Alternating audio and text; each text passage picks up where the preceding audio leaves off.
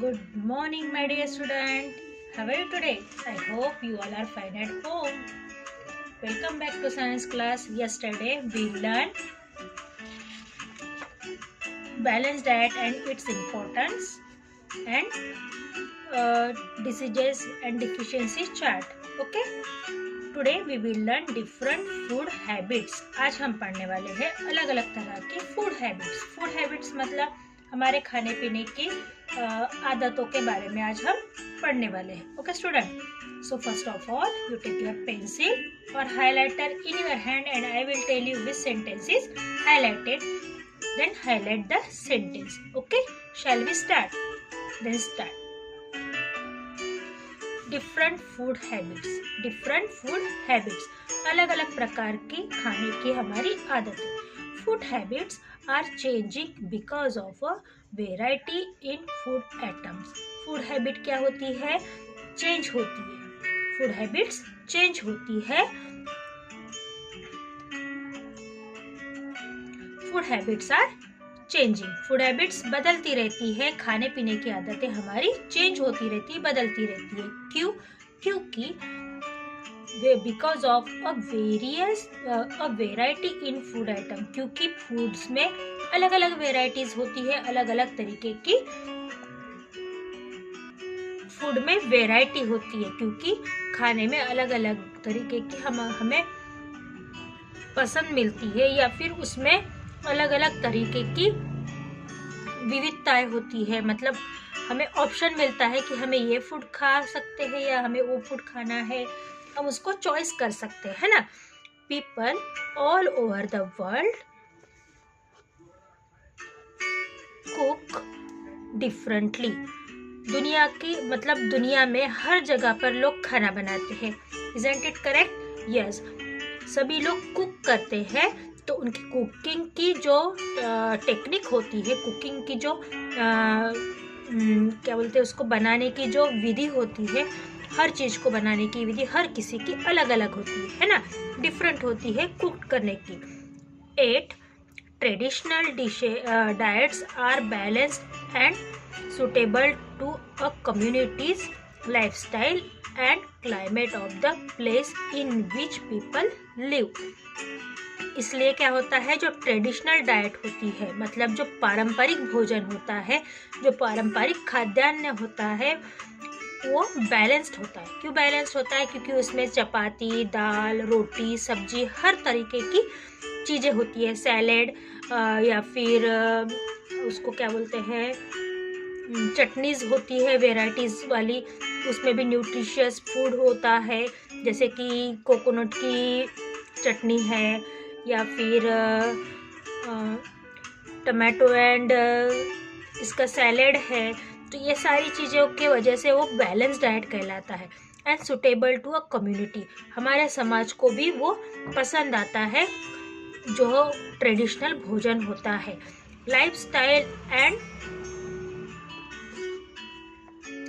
And the climate of the place in which people live, उनकी रहने की तरीके और उस जगह का मौसम या उस जगह का वातावरण, ये भी लोगों के जीने के ऊपर डिपेंड करता है. जैसे कि पहाड़ी इलाके के लोग हैं तो वो पहाड़ों पे ज़्यादा ठंड होती है तो ज़्यादातर हॉट फूड खाते हैं, मतलब गर्म चीज़ों का सेवन करते हैं, है ना. और जो लोग क्या कहते हैं, सन से एकदम नियर होते हैं या फिर सन से एकदम पास में होते हैं, ऐसी जगह पर रहते हैं, तो उन लोग ठंडी चीज़ें ज़्यादा खाते हैं ना. तो जो लोग जहाँ पर रहते हैं, लोगों की रहने की जो जगहें हैं, प्लेस है, वो कहाँ पर जीवन जी रहे हैं, उस पर डिपेंड करता है. वहाँ के एटमॉस्फेयर पे डिपेंड करता है कि वो किस तरीके का फूड खाते हैं या किस तरीके की फूड हैबिट उनकी होती है. With the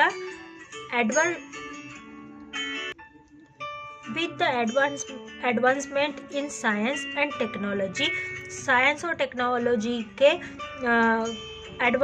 एडवांसमेंट की वजह से, मतलब उसके दिन ब दिन प्रगत होने की वजह से, उसके दिन ब दिन उसमें विकास होने की, डेवलपमेंट की वजह से क्या होता है, new varieties of crops have been introduce, मतलब फसलों की नई प्रजातियां तैयार हो रही है, नई नई चीजें किसानों को सीखने के लिए मिल रही है। किसकी वजह से, साइंस और टेक्नोलॉजी के एडवांसमेंट की वजह से, साइंस और टेक्नोलॉजी की तरक्की के वजह से नई नए फसल बोने के चीजें किसानों को पता चल रही है। Modern means of transport and communication have helped us get food grown in different climate। जैसे कि मॉडर्न ट्रांसपोर्ट है, मतलब एक प्रगत जो दड़न वड़न का साधन है या आवक जावक का जो साधन है, उसी के साथ कम्युनिकेशन है। मतलब जैसे कि अभी ऑनलाइन है, हम आपको ऑनलाइन पढ़ाते हैं। अगर हम ऑनलाइन, हमने साइंस ने इतनी प्रगति नहीं की होती, इतना एडवांस्ड साइंस नहीं होता, टेक्नोलॉजी नहीं होती, तो आज आप 1 साल बिना पढ़े लिखे घर पे बैठे होते, है ना। और इतने जल्दी वैक्सीन्स भी तैयार नहीं हो पाती और हम इस बीमारी से लड़ भी नहीं पाते, क्योंकि हमें कैसे पता चलता कि बाहर के देशों में क्या हो रहा है, किस तरीके से इस बीमारी के साथ लड़ा जा रहा है। ये सारी चीज़ें हमें नहीं पता चलती, और हमें क्यों पता चल रही है, साइंस और टेक्नोलॉजी के एडवांटेज की वजह से, उनके विकास की वजह से, उनके डेवलपमेंट की वजह से हमें ये सारी चीज़ें दिन ब दिन पता चलती जा रही है और हम सीखते जा रहे हैं वो सारी चीज़ें। हमने ऑनलाइन कैसे पढ़ाना, कैसे पढ़ना, ये सारी चीज़ें सीखे हैं। जूम ऐप पर क्या करते हैं, हमें पहले नॉलेज नहीं था, ना टीचर्स को था, ना पेरेंट्स को था, ना स्टूडेंट को था। कुछ पेरेंट्स को होगा भी जो हमेशा कुछ ना कुछ नया करने की कोशिश करते हैं, पर हम लोगों ने तो ये चीज़ें नहीं किए थे, फिर भी हम लोग सीख रहे हैं। सबसे मेन चीज़ है कि बच्चे सीख रहे हैं ना। तो ये सारी चीज़ें किसके वजह से होता है, साइंस एंड टेक्नोलॉजी की वजह से। उसी तरीके से मॉडर्न मीन्स ऑफ ट्रांसपोर्ट, नए नए तरीके की जो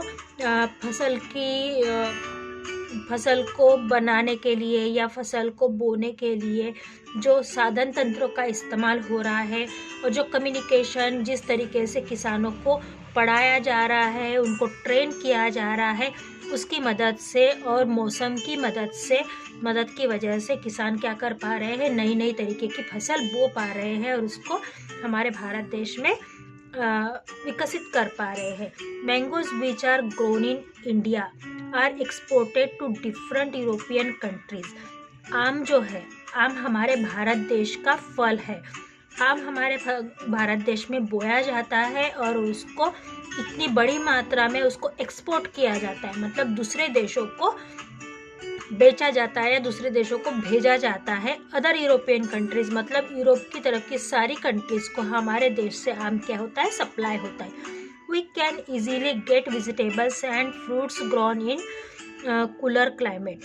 हम आसानी से ठंडे मौसम में वेजिटेबल्स और फ्रूट्स को क्या कर सकते हैं, ग्रो कर सकते हैं, उनकी फसल ले सकते हैं।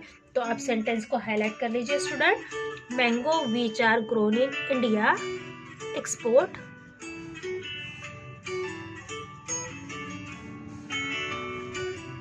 are exported to different European countries। अलग अलग यूरोपियन देशों में आम को सप्लाई किया जा रहा है ना। आप इसे भी हाईलाइट कर लीजिए कि with the advancement in science and technology,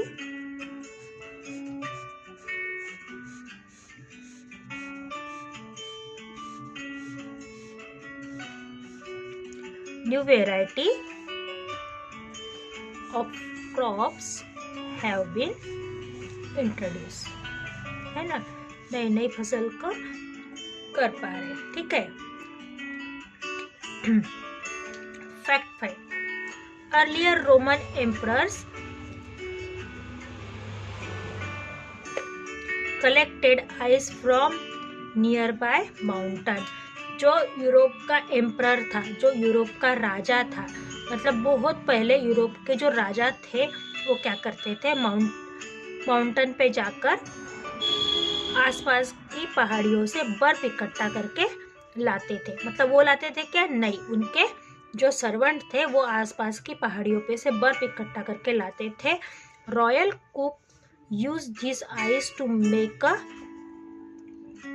cool dessert by mixing ice with honey and fruit juices.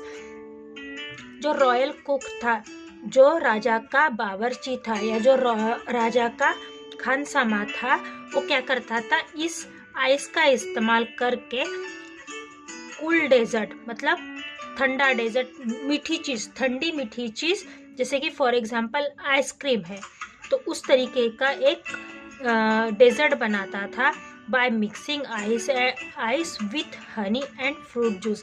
फलों के रस, शहद और आइस को मिलाकर एक डेजर्ट बनाता था, एक मीठी चीज़ बनाता था, और इसका इस्तेमाल राजा क्या करता था, खाने में करता था, और इसी से आइसक्रीम का इन्वेंशन भी हुआ है। Famine is a condition when people live in an area do not get enough food for a long time. Famine किसे कहा जाता है? सूखा। Famine का मतलब होता है सूखा। Famine का मतलब क्या है? सूखा। सूखा।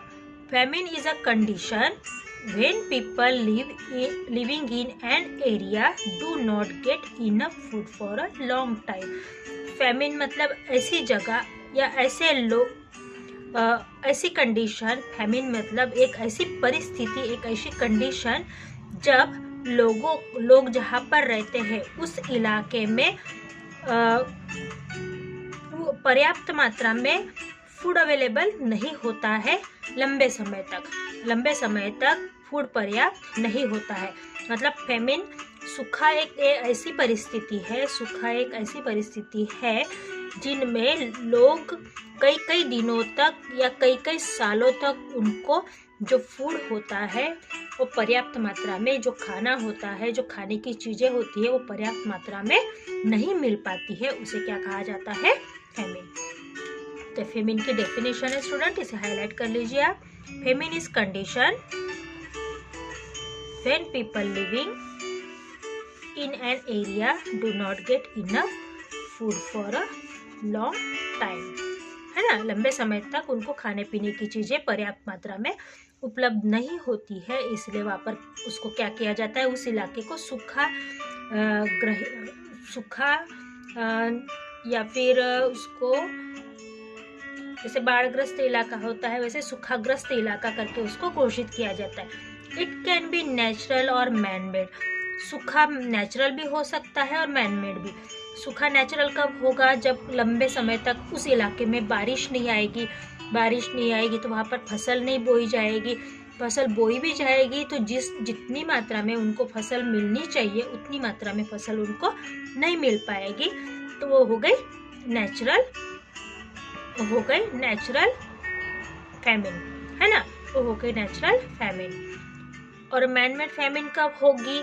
जब उस इलाके में हरियाली हो और वहाँ पर बड़ी मात्रा में पेड़ हो, पर उन पेड़ों को कटाई की जाए, वहाँ पर डिफॉरेस्टेशन किया जाए, बार बार पेड़ों को काटा जाए, ज़मीन को खुला रखा जाए, पानी की व्यवस्था ना हो क्योंकि पानी का इस्तेमाल लोग करें, लोक संख्या ज़्यादा हो, ऐसे इलाकों में अनाज की कमी अपने आप होने लगेगी और सूखा गिरेगा। तो 2 टाइप के फेमिन है। How many types of famine? 2।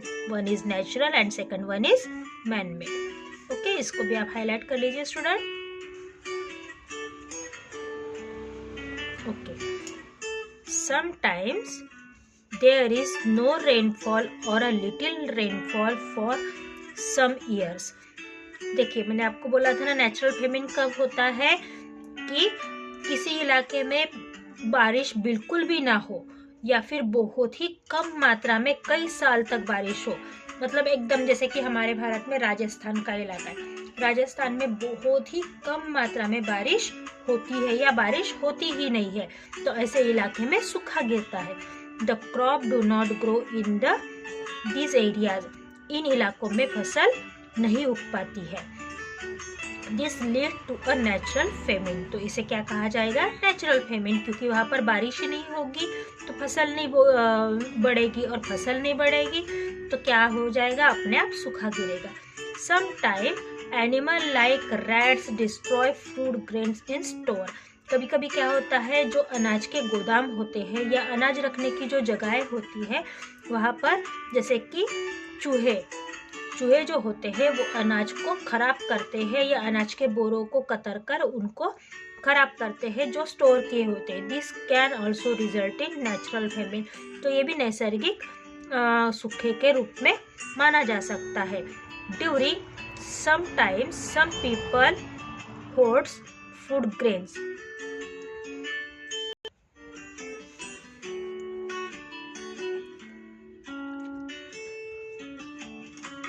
During such time some people hoard food grain. कभी कभी क्या होता है, होर्ड का मीनिंग होता है जमाखोरी। कभी कभी क्या होता है कि कुछ लोग जमाखोरी करते हैं। जमाखोरी का मतलब कि अनाज को छुपा कर रखना, ज़्यादा पैसे कमाने के लिए। जब अकाल गिरे, सूखा गिरे, उस समय उस अनाज को डबल कीमत में, ट्रिपल कीमत में बेचना, तो इसको कहा जाता है जमाखोरी। तो लोग क्या करते हैं, अनाज को स्टोर करके रखते हैं। They do not sell them in the market। वो अनाज को मार्केट में नहीं बेचते हैं। They sell this food grain at a very high price to get a big profit।